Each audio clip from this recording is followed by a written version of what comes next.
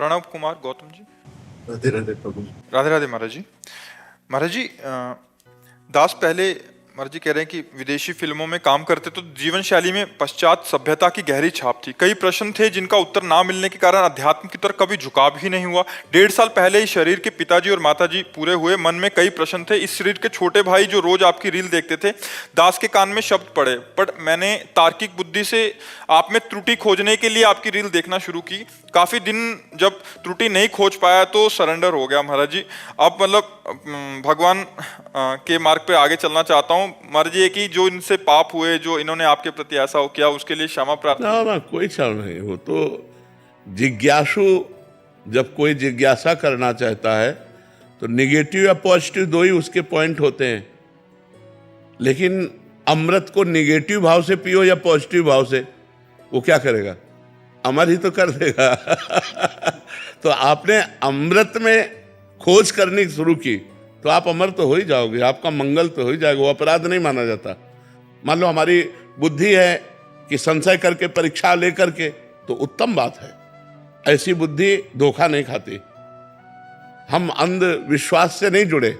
हम अपनी बुद्धि के द्वारा, विवेक के द्वारा परीक्षण करके, हम जिससे मिल रहे हैं, हम जिससे बात कर रहे हैं, जो हमारी बुद्धि में वो पास हो रहा है तो मुझसे मिल रहे हैं, ये बहुत अच्छी बात है। हम इस बात का विरोध नहीं करते, करना चाहिए न। इससे धोखा नहीं मिलेगा।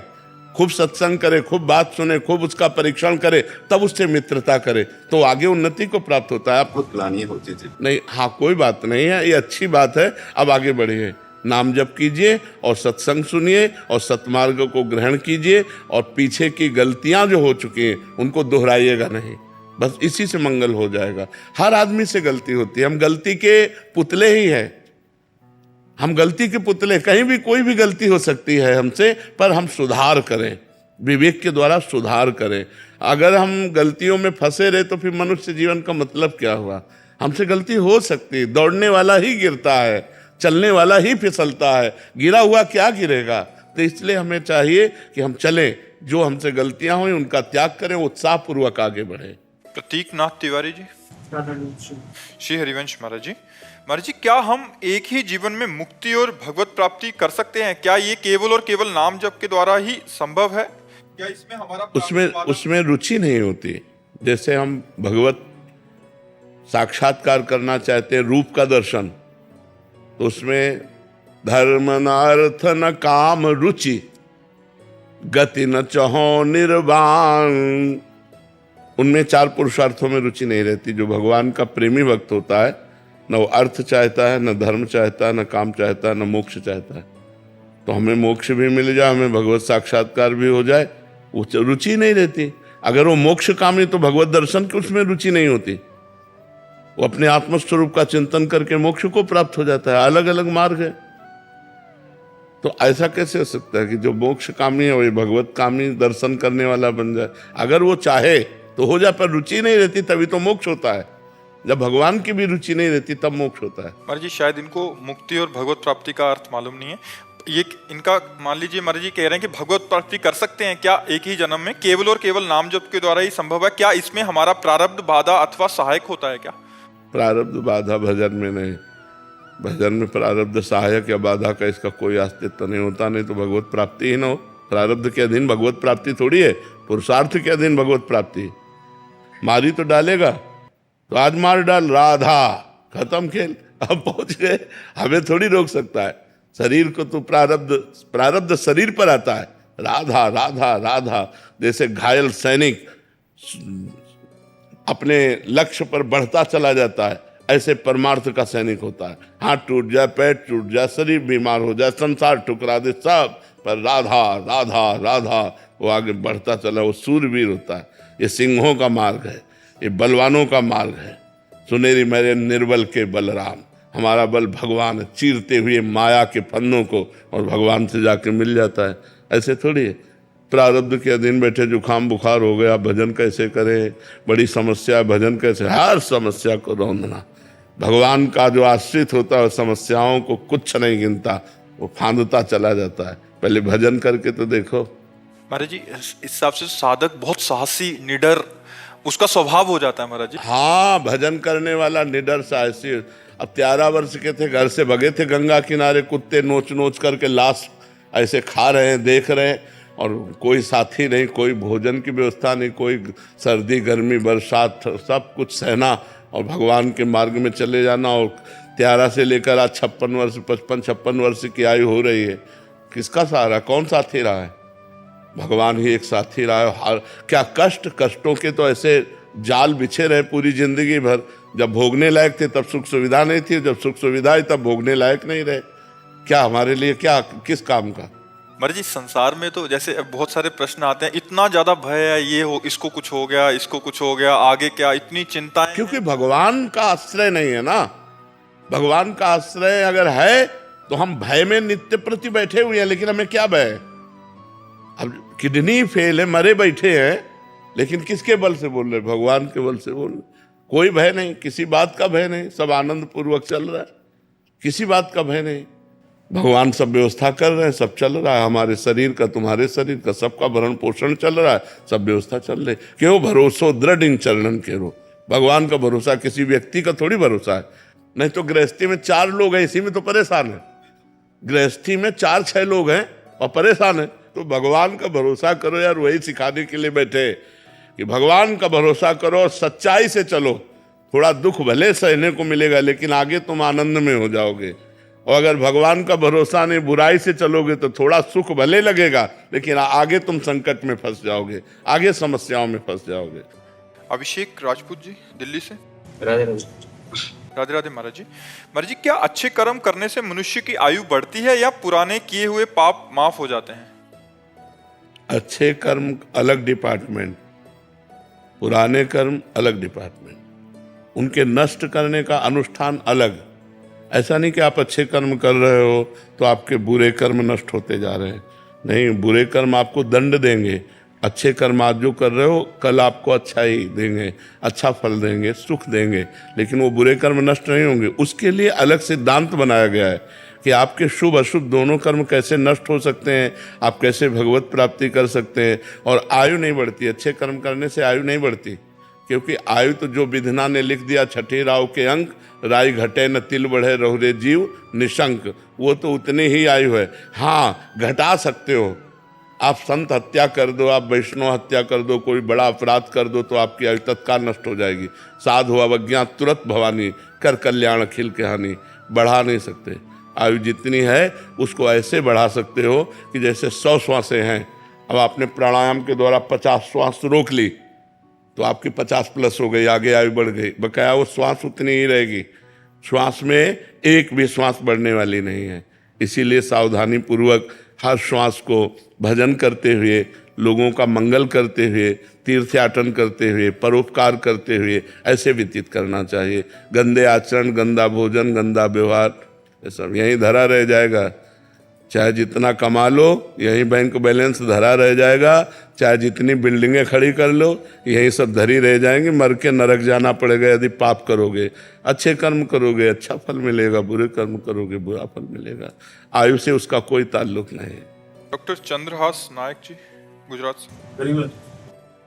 राधे राधे महाराज जी। महाराज जी, मैं पेशे से हार्ट का डॉक्टर हूं और पिछले 25 सालों से गुजरात में महाराज जी अपनी सेवाएं दे रहा हूं गरीब और मरीजों की। महाराज जी, आप पूछ रहे हैं कि कभी कभी महाराज जी शारीरिक कष्टों को तो हम दूर कर देते हैं महाराज जी, बट जो मरीज के मन के जो दुख होता है महाराज जी, उसको दूर करने का महाराज जी कभी कभी लगता है कि ये मन से इतनी पीड़ा है, इसको उससे बाहर निकलने का क्या उपाय है महाराज जी? भगवान के भजन के बिना चाहे आप लाख उपाय कर लो, सुखी नहीं किया जा सकता। तब लगी कुशल न जीव कहूं, सपने हूं मन विश्राम। जब लगी भजत न राम कहूं, शोक धाम तज काम। जब तक भगवान का भजन नहीं होगा तब तक जीव को विश्राम नहीं मिल सकता, शांति नहीं मिल सकती, आनंद नहीं मिल सकता। वो चिंतन के द्वारा कष्ट प्राप्त करता रहेगा। और अगर भगवान में चित्त लगा है तो हम आपके सामने प्रेजेंट उदाहरण हैं। लेकिन मैं आनंदित हूँ, मुझे किंचन मात्र कोई कष्ट नहीं है। क्यों? क्योंकि मेरा मन भगवान में लगा है, इसलिए। अमनदीप जी, राधे राधे। राधे राधे महाराज जी। महाराज जी, आपको ऑनलाइन सुनते सुनते नाम जप की प्रेरणा जागी, आपकी कृपा से थोड़ा साधन भजन होने लगा, फिर कुछ महीने पहले अचानक स्वास्थ्य खराब होने के चलते मृत्यु का अनुभव हुआ। ऐसा लगा कि एक श्वास भी व्यर्थ नहीं जाने दूंगा, पर धीरे धीरे मन दोबारा इधर उधर भटकने लगा और अहमता ममता जोर पकड़ गई। महाराज जी, अब मतलब कैसे फिर से वापस भजन के मार्ग पर चलने का प्रयास करूं? देखो, ये भजन मार्ग दृढ़ता पूर्वक चला जाता है। जैसे हम चढ़ाई पे चढ़ते हैं ना, तो हमें सबसे पहले ब्रेक पर ध्यान देना कि हमारी ब्रेक मजबूत है कि नहीं। क्योंकि अगर चढ़ाई पे हम चढ़ रहे हैं, हमारी ब्रेक मजबूत नहीं है, तो गाड़ी भी नष्ट हो सकती है, हम बहुत बुरा फिसल सकते हैं। चढ़ाई चढ़ता जाए, ब्रेक मजबूत लगाता जाए कि हम आगे अगर नहीं बढ़ पा रहे तो हम गाड़ी को अपने वहीं रोक सकते हैं। परमार्थ का मार्ग ऐसे चला जाता है कि अगर हम आगे नहीं बढ़ पा रहे हैं, हम 6 महीना नहीं बढ़ पा रहे हैं, तो हम 6 महीना वहीं खड़े हैं जहां हम हैं, पीछे नहीं। अगर पीछे गए तो गाड़ी भी बर्बाद हो जाएगी और हमारा सारा का सारा प्रयत्न निष्फल चला जाएगा। क्योंकि जब हम भगवान के मार्ग में चलते हैं तो काम, क्रोध, लोभ, मोह, मद, मत्सर ये अपनी पूरी ताकत लगाते हैं हमको पीछे घसीटने के लिए, और हम बढ़ना आगे चले जाए। ऐसे सुविधाएं नहीं मिलेंगी, लेकिन जब भजन के लिए आप चलोगे तो भोग की हर सुविधा आपको मिल जाएगी, भ्रष्ट होने के लिए हर चांस मिल जाएंगे, माया वो सब कर देगी। नहीं भोगना, मुझे भगवान चाहिए, ब्रेक मारो। मुझे गलत आचरण नहीं करना, मर सकता हूं, गलत आचरण नहीं कर सकता, मैं गलत मार्ग में नहीं जा सकता, भले खड़ा रहूं यहीं। अगले जन्म में हमें रास्ता मिलेगा तो चलूंगा, पर मैं पीछे नहीं हटूंगा। इसमें ऐसे चला जाता है। जैसे हम बचपन से इस मार्ग में है ना, तो माया के प्रभाव को देखा है, भक्ति के प्रभाव को देखा है, भगवान के दुलार को देखा है, तभी तो इस मार्ग में आगे बढ़ पाए। तो ये क्या होता है कि हम लोग थोड़ा भय उपस्थित हुआ तो हे भगवान, और जहां भय गया तो हम भोगों में लग जाते हैं। यही हमारी गलती है। अगर हम 10 माला जप करने लगे हैं तो 9 नहीं होने देंगे, चाहे सुख आवे या दुख आवे, चाहे शरीर स्वस्थ रहे या अस्वस्थ रहे। अपनी नियमावली यदि हम दृढ़ रखेंगे तो भजन मार्ग में आगे बढ़ पाएंगे, नहीं बढ़ पाएंगे। भजन मार्ग में बहुत कठिनता है। इतना दृढ़ निश्चय करना है कि मैं मृत्यु को स्वीकार कर सकता हूं, पर गलत आचरण स्वीकार नहीं कर सकता। मृत्यु आवे, मुझे मार जाए, वो स्वीकार है, लेकिन मैं गलत आचरण नहीं कर सकता, धर्म विरुद्ध नहीं चल सकता। ऐसा ब्रेक होनी चाहिए, और ऐसी ब्रेक नहीं है, ऐसी ब्रेक नहीं है। जहां फिसलन हुई उधर ही फिसलते चले जाते, तो फिर भजन कैसे होगा? भजन तो बहुत पवित्र वस्तु है। जब तक मन हमारा, इंद्रियां हमारी, विचार हमारे पवित्र नहीं होंगे, तब तक भजन कैसे हो सकता है? पापवंत कर सहज स्वभाव, भजन मूर्ते भाव न काऊ। सबसे कठिन बात है संसार में मन को भगवान में लगाना, और ये नियमावली के द्वारा ही लग सकता है। जैसे जल को कहीं भी छोड़ो, वो ढलान की तरफ नीचे ही जाएगा। अगर ऊपर चढ़ाना है तो यंत्र की जरूरत है, नहीं है? ऐसे ही मन को छोड़ो, वो विषयों की तरफ जाएगा। अगर उसे परमात्मा में लगाना है तो मंत्र की जरूरत है। निरंतर मंत्राकार करो, नामाकार करो, राम राम राम, कृष्ण कृष्ण कृष्ण, राधा राधा राधा, तभी ये जाकर भगवान में लगता है, ऐसे नहीं लगता। और जब भगवान में लग गया फिर महान आनंद, जिसके प्राप्त करने के बाद कुछ प्राप्त करना बाकी नहीं रहता, जिसके जान लेने के बाद कुछ जानना बाकी नहीं रहता, वो भगवान है। हर समय अपार आनंद हृदय में रहता है, न कोई शोक, न कोई चिंता, न कोई चाह, न कोई भय, आनंद ही आनंद। और हम आनंद ही प्राप्त करना चाहते हैं, लेकिन भोगों में कौन सा ऐसा भोग है जो हमें आनंदित कर दे? बताओ। आप लोग तो गृहस्थ हो, हर भोग के बाद अशांति, तृष्णा, घृणा, यही चीजें हैं। इसमें नहीं, उसमें, उसमें नहीं, उसमें भागते घूम रहे कभी हमें तृप्ति नहीं हुई। तृप्ति तब होगी जब भगवान के चरणों का चिंतन करेंगे, सत्य से चलेंगे, परोपकार करेंगे, परहित करेंगे, तो हमारा हृदय आनंदित हो जाएगा। उषा जी फरीदाबाद से। राधे राधे राधे महाराज जी। महाराज जी, जगत नश्वर है लेकिन कर्म प्रधान है, तो कई बार हमारे सामने एक से अधिक विकल्प होते हैं। प्रभु से प्रार्थना करते हैं जो आपकी मर्जी हो वो कीजिएगा, बट हमें कैसे पता लगे कि प्रभु की आवाज अंदर से आ तस्मात् रही है? शास्त्रम प्रमाणम ते कार्य अकार्यो व्यवस्थितो। भगवान ने गीता जी में कहा है कि शास्त्र के अनुसार ही हमारा संकल्प विकल्प होना चाहिए।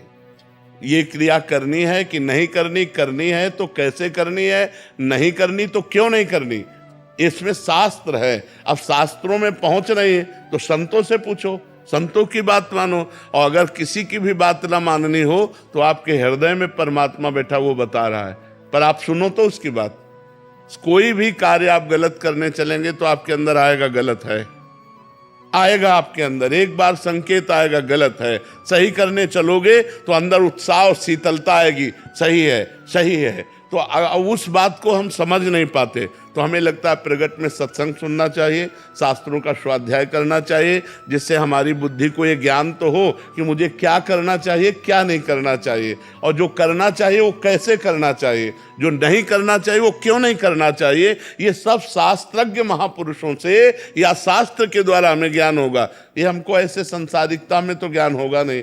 इसीलिए शास्त्र स्वाध्याय की आज्ञा है कि रोज शास्त्रों का स्वाध्याय करना चाहिए, रोज सत्संग सुनना चाहिए, रोज सत्कर्म करने चाहिए, जिससे हमारी बुद्धि पवित्र हो, हमारी आत्मा की आवाज को सुन सके। हमारे अंदर दो आवाजें आती है, एक मन की आवाज और एक आत्मा की आवाज। मन की आवाज को कंट्रोल करें आत्मा की आवाज से। अगर आत्मा की आवाज मानेंगे तो मन को शासन में ले सकते हैं, अगर मन की आवाज मानेंगे तो आत्मा की आवाज सुनी नहीं पाएंगे, वो गंदगी में ढकेल देगा।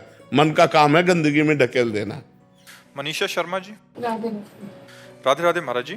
गुरुदेव भगवान, जब हम आपका सत्संग और एकांतिक वार्तालाप सुनते हैं, जो आप बोलते हैं कि भक्ति निस्वार्थ करनी चाहिए, परंतु हम आपकी बातों को कुछ दिन ही फॉलो कर पाते हैं, फिर समाज और अपने आसपास के लोग व सगे संबंधियों को देखकर आसक्ति का भाव, जिसे कामनाएं आ जाती हैं। और गुरुदेव भगवान, आप कहते हैं कि निस्वार्थ भक्ति से ही भगवत प्राप्ति हो सकती है, कामना से नहीं। हम अपने आसक्ति भाव या कामनाओं को कैसे समाप्त स्वार्थ करें? से ही सही। देखो, कांटे से कांटा निकलता है। अगर हमारा स्वार्थ ही है तो हम और बढ़िया स्वार्थ कर लें। हम अपने सगे संबंधियों में अपने भगवान को देखने की चेष्टा क्यों न करें। मेरे पिता के रूप में भगवान है, मेरे माँ के रूप में भगवान है, मेरी बहन के रूप में भगवान, मेरे पुत्र के रूप में भगवान, ऐसा हम क्यों ना देख लें। बोलो। मैं कोशिश करती हूँ, लेकिन फिर भी मतलब बहुत देर बाद बात ये याद आती है मुझे, मतलब शुरू में एकदम से नहीं आ पाती है। हाँ, तो इसका हम बार बार अभ्यास करें, बार बार अभ्यास करें तो सीधे अभ्यास में, और ये इतना बढ़िया सूत्र है कि भगवत प्राप्ति करा देगा। कोशिश करती हूँ मैं, मतलब आ तो जाता है लेकिन एकदम से नहीं आ पाता। हाँ, और अभ्यास कीजिए, अभ्यास कीजिए। पहले ये भी नहीं था, आज ये आया है तो कल ऐसे भी अभ्यास आ जाएगी कि एकदम से हमें स्मृति आ जाएगी कि इसमें भगवान है, ऐसा भाव आ जाएगा। अभ्यास कीजिए और नाम जप कीजिए। नाम जप से जितना हृदय पवित्र होगा उतने ही हमारी दृष्टि बदलती चली जाएगी। कन्हैया दास जी अयोध्या से। राधे राधे महाराज जी। महाराज जी, सचिव वैद गुरु तीन जो प्रिय बोलहि भय आस, राज धर्म तन तीन कर होई वेग ही नास। महाराज जी, खासकर गुरु जी पर महाराज जी इसमें क्या कहा गया है महाराज जी? व्याख्या बात इसमें गोस्वामी तुलसीदास जी कह रहे हैं, सचिव और वैद्य और गुरुदेव, इन तीन पर बात कर रहे हैं। अगर मंत्री मुंह चुपरा हुआ तो राजा का नाश हो जाएगा। सचिव वैद्य गुरु तीन जो प्रिय बोले भय आस, भयभीत होकर राजा से या आशा अपनी पूर्ति कराने के लिए। यदि मंत्री राजा के अनुकूल बात करेगा तो राजा का नाश हो जाएगा। नीति, राजनीति के अनुकूल उसे बात करनी चाहिए, राजा के अनुकूल नहीं, राजनीति के अनुकूल। जो राजा की मुंह चुपरी करता है उस राजा का नाश हो जाता है। दूसरा है वैद्य।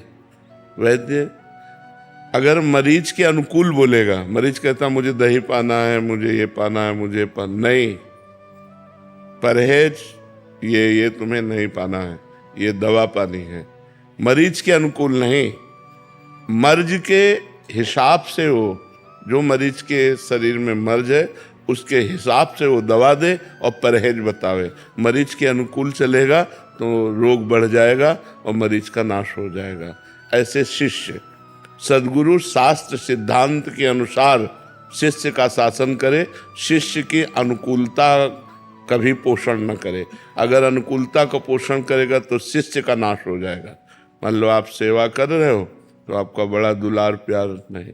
जो सच्चे सद्गुरु होते हैं वो अपने सेवक पर तिरछी दृष्टि रखते हैं, कभी मुस्कुराहट नहीं मिलती, कभी करुणा दृष्टि अंदर से मिलेगी, बाहर से नहीं। तो वो हर समय अहंकार रहित होकर दैन्य भाव से ऐसी ऊंचाई पर चढ़ जाता है जो विश्व का मंगल करने की सामर्थ्य रखता है। मद भक्ति युक्तो भुवनम पुनाद, लोक के लोक को पावन कर सकता है। इसलिए सच्चे सद्गुरु कभी अपने शिष्य को बाह्य अनुकूलता नहीं देखते, सदैव उसे शास्त्र सिद्धांत के अनुसार कसते चले जाते हैं। और 99 सद्गुण होने पर और 1 दुर्गुण होने पर वो भारी दंड देते हैं, 1 दुर्गुण सामने करके 99 सद्गुणों को पीछे करके। इसीलिए अगर मंत्री राजा के अनुकूल बोलेगा तो राज्य का नाश हो जाएगा, वैद्य अगर मरीज के अनुकूल बोलेगा तो मर्ज बढ़ जाएगा और मरीज का नाश हो जाएगा, अगर गुरु शिष्य के अनुकूल हो गया तो गड़बड़ हो जाएगा। महाराज जी, हमको देखने में लगता है कि जितने आश्रम हैं उसमें मतलब कितने गुरुजी होते हैं। हमें लगता है कि हम ऐसा दोष दर्शन ना करें। वैष्णव होकर यदि हम ऐसा दोष दर्शन करेंगे तो हमारा पतन हो जाएगा। हमें सिर्फ अपने और अपने गुरुदेव से मतलब रखना है। सिद्धांत अपने लिए है, हम समाज में उसका परीक्षण न करें, नहीं तो दोष दर्शन हो जाएगा। हम अपने और अपने गुरुदेव के संबंध में बातचीत करें तो ज़्यादा अच्छा रहेगा। ठीक है, अगर हम इस तरह का दर्शन करेंगे जैसा आप उच्चारण किए तो आपका मार्ग अवरुद्ध हो जाएगा, क्योंकि संत अपराध बन जाएगा, वैष्णव अपराध बन जाएगा। जी। जागृति पांडे जी। राधा वल्लभ श्री हरिवंश महाराज जी। गुरुजी, कभी कभी हम अपने वाणी से किसी को दुख पहुंचाते हैं, तो क्या माफी मांगने मात्र से गलती क्षमा हो जाती है या हमारा प्रारब्ध बन जाता है नया? अगर हमें हृदय से जलन हुई, हृदय से पश्चाताप हुआ कि हमने गलत बोल दिया और उससे वाणी के द्वारा अपराध जो बना था, हम वाणी के द्वारा ही उसका विमोचन करें कि मेरे से गलती हो गई, आप क्षमा कर दीजिए। और हृदय से जलन होनी चाहिए। केवल वाक चातुरी से भी क्षमा मांगा जा सकता है कि यार से, वो नहीं, हृदय में पश्चाताप हो और वाणी के द्वारा क्षमा मांग लिया जाए तो वाणी का अपराध क्षमा हो जाता है। क्षमा जब मांगने के पश्चात बार बार वो मन में आता है कि ये गलती हम कैसे कर दिए, या ये इतना छूट मन को क्यों देती हो? नाम जप करो।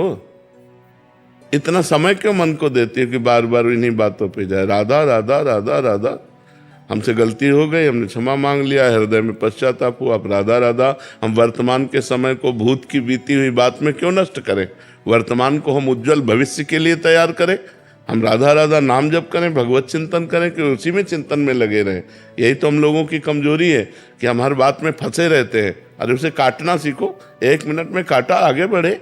गलती होना या अच्छाई होना हमसे हो सकता है, हम मनुष्य शरीर है, हमसे भयानक गलती हो सकती, शरीर की भी गलती हो सकती, वाणी की भी गलती हो सकती, मन से भी गलती हो सकती है। हम उस गलती को सुधार करें, आगे बढ़े। या थोड़ी कि हम उसी गलती के विषय में पहले तो गलती की, फिर गलती के विषय की क्षमा मांगी और फिर वर्तमान में उसका चिंतन करके हम और समय नष्ट करें। ये सब नहीं, तुरंत उसे काटो, हटाओ, राधा राधा राधा, फिर आगे बढ़ो। अपने भविष्य को उज्जवल बनाना है। हमारे पास समय बहुत कम है, मनुष्य जीवन बहुत कम समय का, पता नहीं कौन सी घटना में कब शरीर छूट जाए। तो हम इन्हीं बातों को लेकर के जाएंगे क्या? हमें राधा राधा नाम जमा करना है, परोपकार करना है, तीर्थयाटन करना है, पवित्र आचरण करने हैं, जिनके द्वारा हम अपने पापों का नाश करके भगवान की कृपा प्राप्त कर सकें।